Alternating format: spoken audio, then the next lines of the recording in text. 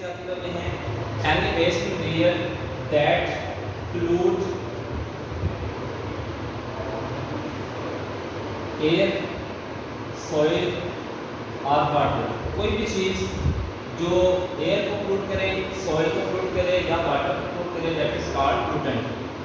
अब जो कोई भी पोल्यूटेंट है जो किसी चीज़ को पोल्यूट करता है उसके डिफरेंट इफेक्ट्स होते हैं, या जैसे कह लें कि उसका जो डैमेज करने के जो लेवल होता है, या कह सकते हैं severity of pollutant, severity of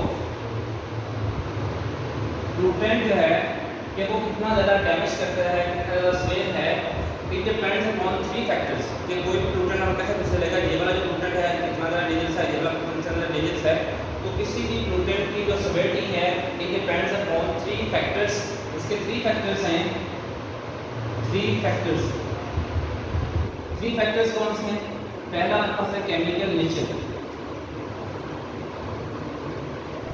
chemical nature means वो कितना ज़्यादा पॉइजनस है, क्योंकि पोल्यूटेंट डिफरेंट टाइप्स के, जिनके पोल्यूटेंट कुछ लेस डेंजरस होते हैं, ज़्यादा डेंजरस होते हैं।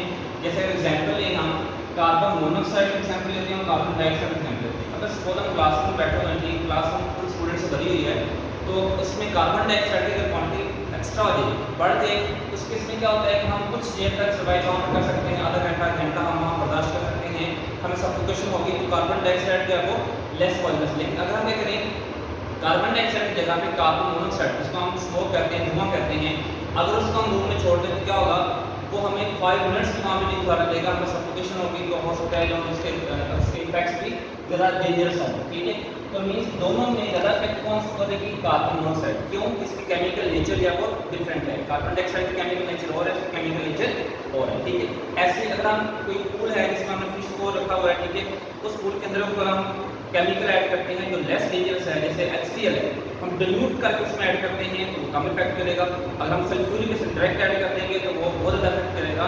तो यहाँ पे केमिकल नेचर डिपेंड कर रही है कौन ज़्यादा इफेक्ट करेगा और कौन कम इफेक्ट करेगा। सेकंड बात एग्जांपल इसकी है कंसंट्रेशन।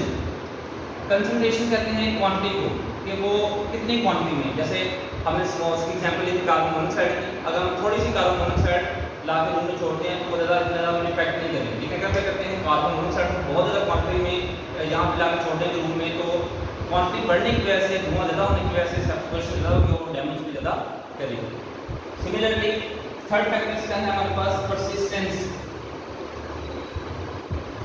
परसिस्टेंस क्या होता है कि कोई भी पोल्यूटेंट कितनी देर तक रहता है।